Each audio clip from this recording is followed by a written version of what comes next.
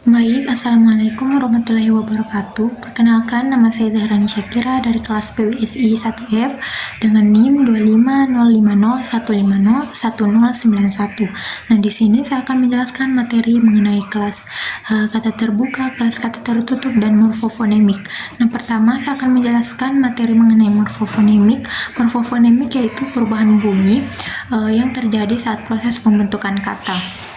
Nah, perubahan ini terjadi ketika imbuhan menempel pada kata dasar yang bunyinya itu bisa berubah agar kita mengucapkan kata dengan lebih baik atau lebih mudah. Nah, contohnya itu seperti imbuhan men ditambah sapu menjadi menyapu. Nah, perubahan huruf S menjadi NY inilah yang disebut dengan morfofonemik. Nah, selanjutnya itu ada jenis-jenis morfofonemik.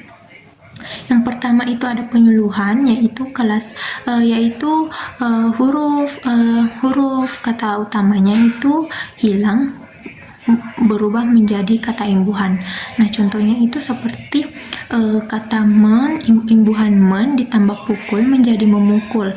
Nah, selanjutnya imbuhan men ditambah kirim menjadi mengirim. Nah, yang kedua itu ada penyisihan atau penambahan bunyi. Yaitu ada huruf yang disisihkan agar kata dapat diucapkan dengan lebih mudah. Contohnya pada kata gelap, huruf e disisihkan di antara huruf G dan L. Nah, yang ketiga itu ada perubahan bunyi. Perubahan bunyi itu saat huruf berubah menjadi bunyi lain. Contohnya seperti imbuhan men ditambah sikat itu berubah menjadi menyikat. Jadi kata S-nya berubah menjadi NY. Nah, selanjutnya saya akan menjelaskan mengenai materi kelas kata terbuka.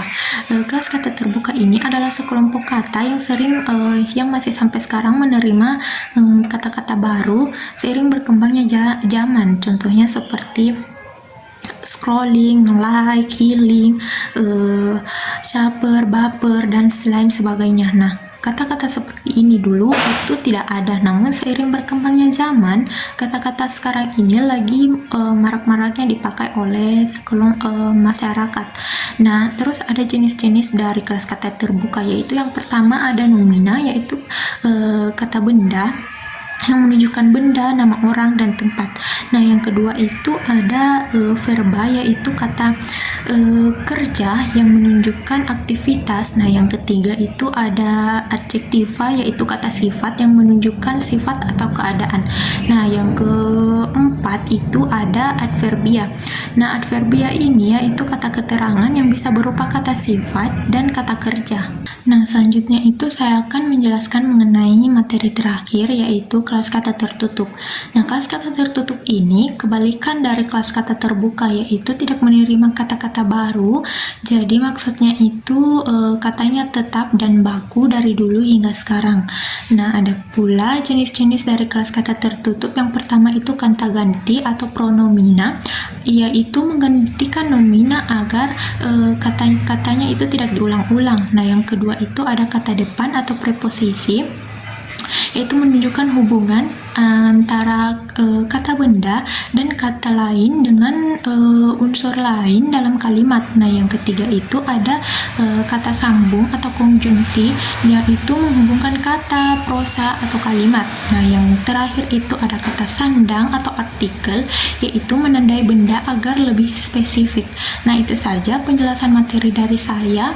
Wassalamualaikum warahmatullahi wabarakatuh.